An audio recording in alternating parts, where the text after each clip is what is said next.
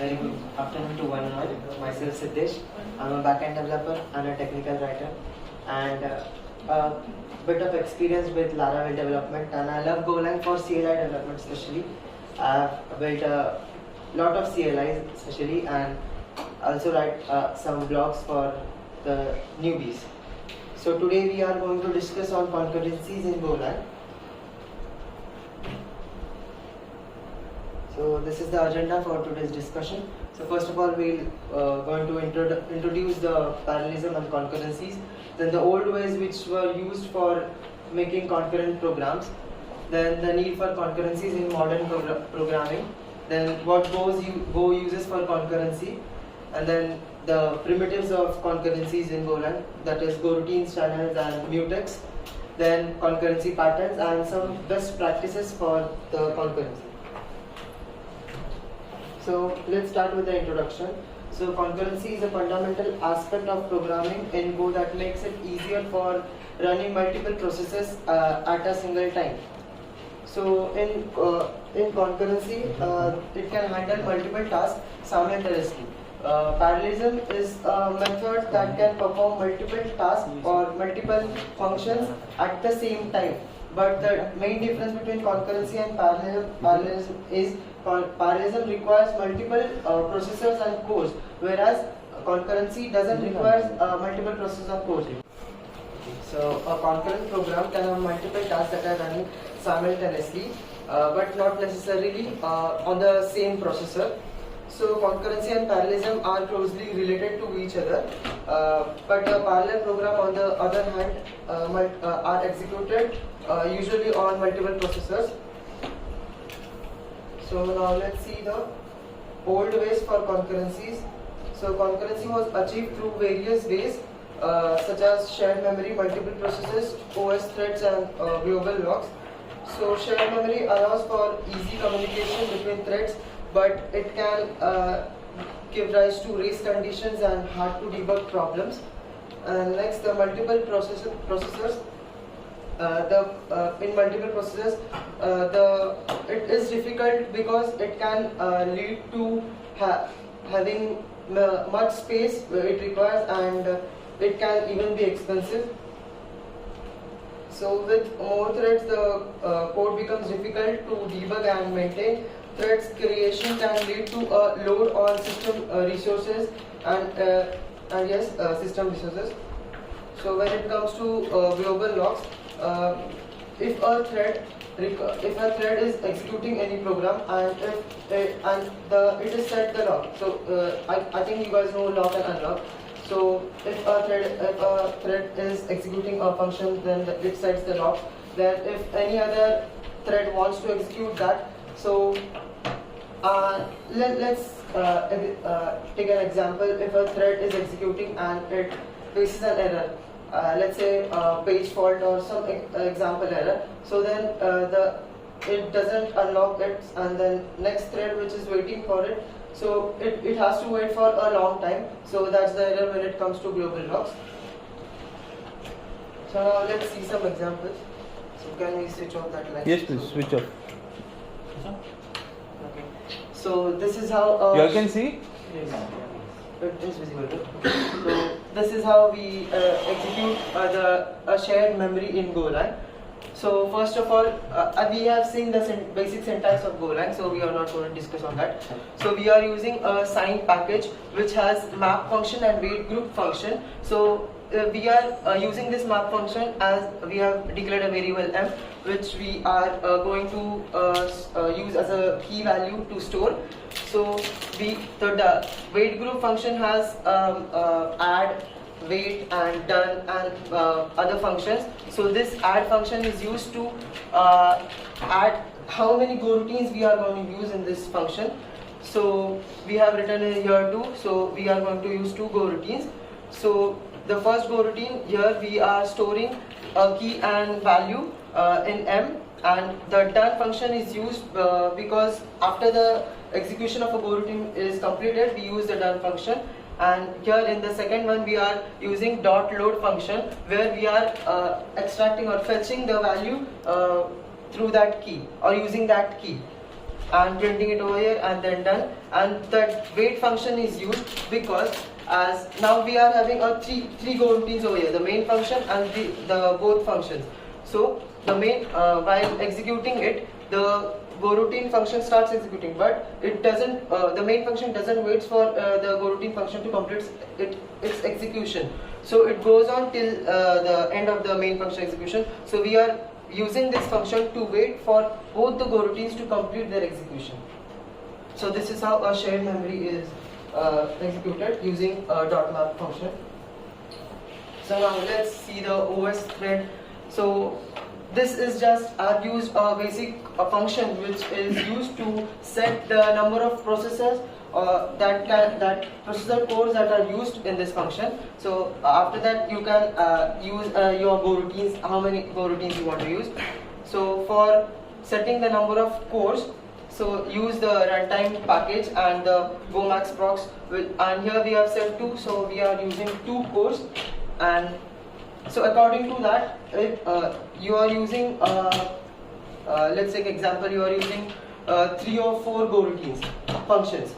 So now the threads will be divided according to that. So if any go routine wants the early access, I mean gets the data that it needs, so it will get executed first. So it will work in this way in these 2 cores. So now let's see this multiple processes. So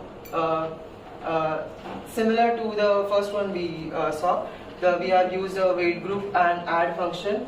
So here we have seen the differ. The differ works as in to close the go routine, and we have used a wait group done function. So that's how we done, and the wait function to complete execution of both the go routines. So now let's see the global locks. So here we have implemented a global variable, so as it is declared outside the main function. And a lock that is used from the mutex function. And similarly, we have used 2 go routines. Then first, as we are executing this first one go routine, so we have incremented the shared variable which we have declared over here. And first, before incrementing it, we have used the lock function, incremented and then unlocked it, so that the other go routine cannot execute it at that time. So then we have for next go routine we have done similar one, and then the wait function. So now let's see the need for concurrency in modern programming and post concurrency model. So concurrency in modern programming is important because it allows for efficient utilization of system resources such as CPUs and memory. In Go's concurrency is inbuilt language through Go routines, channels and mutex. So this is particularly useful for handling tasks such as communication, I/O operations and other types of workloads. So now let's see Go's concurrency model. It is basically based on Go routines, which are lightweight threads. So Go routines are lightweight threads because they are multiplexed into smaller threads, which reduces the overhead of creating and managing threads.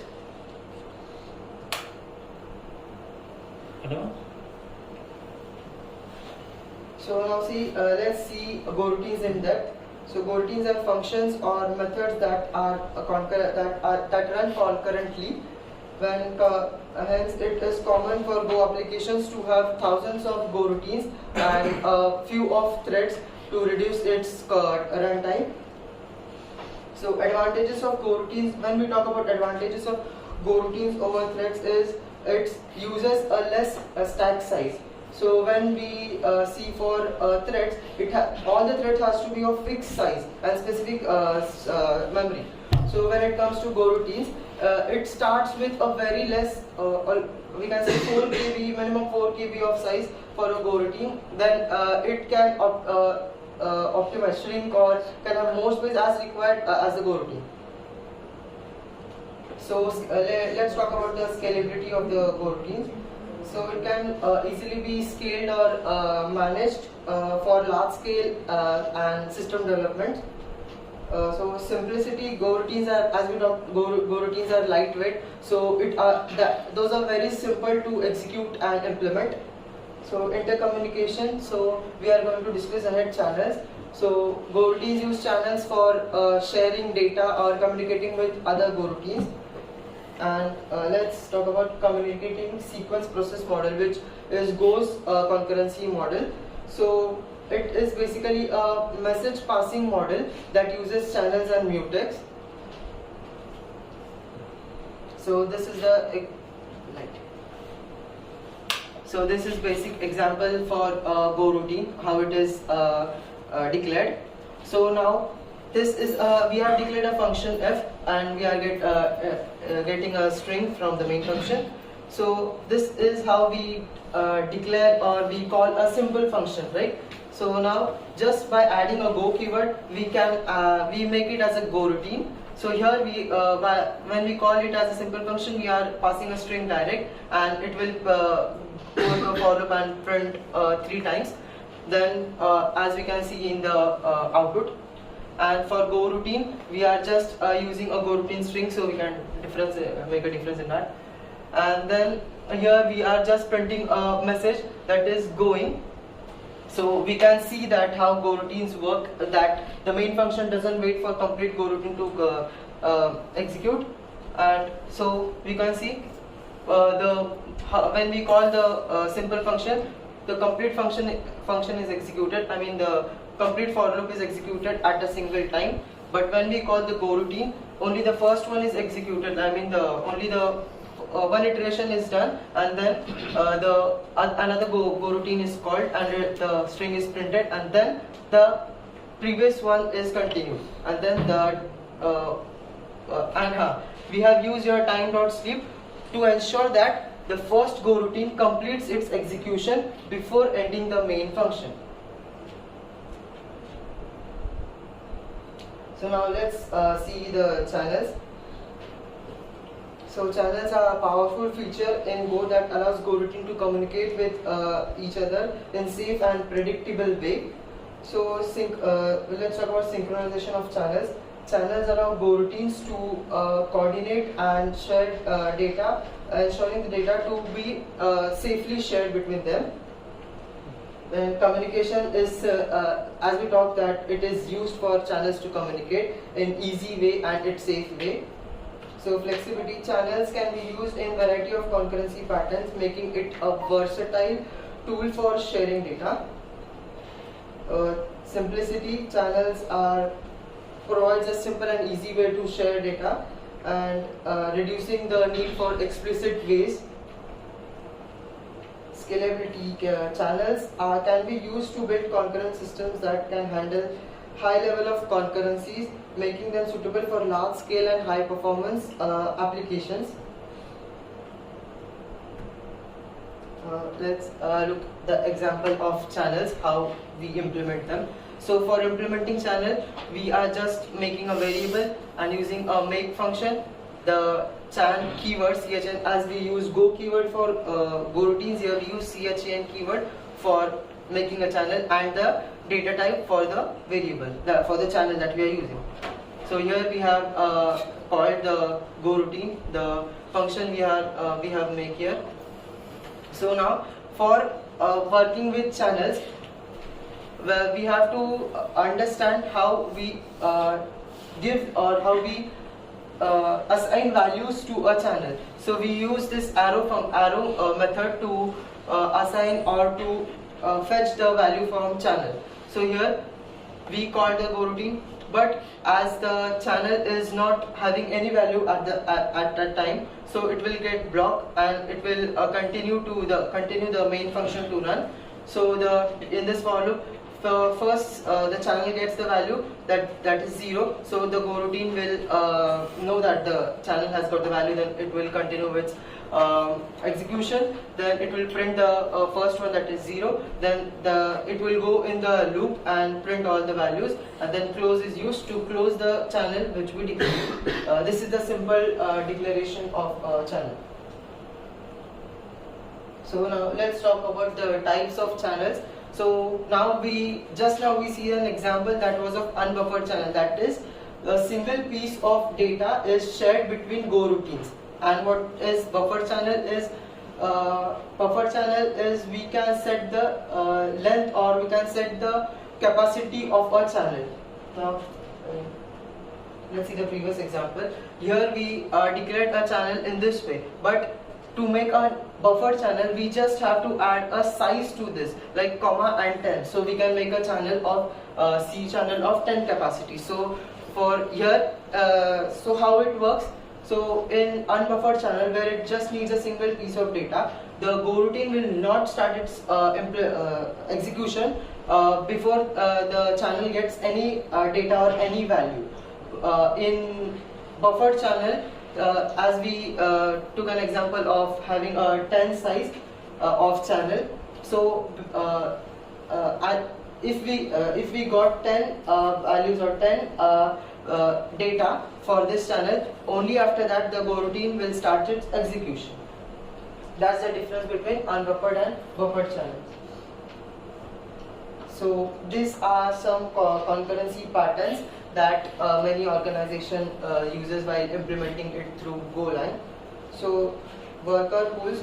So the difference between these are, so the worker pool is basically used for executing multiple go routines and limiting the number of go routines that are executed to reduce the problems or reduce the errors that they face.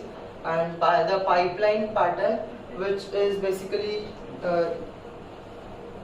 so the pipeline pattern is used for handling multiple go routines, and it is basically used for if the data which we are getting from one go routine is the input to the other go routine. So at that time the pipeline concurrency pattern is used. And the multiplexer pattern is basically used when we are using only one go routine for multiple tasks. So at that time multiplexer concurrency pattern is used.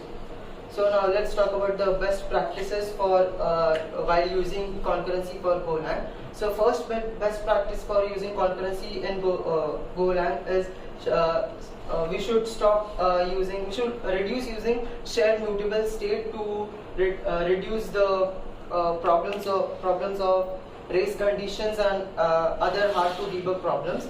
And the next is using as much as possible the concurrency primitives such as coroutines, channels, and mutex, as we talk earlier. So now these are the organizations that uses Go's concurrency pattern in their production system. So Google uses it in many internal systems and for file servers and maps. Uber uses it for security systems, and even Netflix uses for its security systems, and there are many other organizations as well. Those uses concurrency pattern for Google. So that's it for concurrency.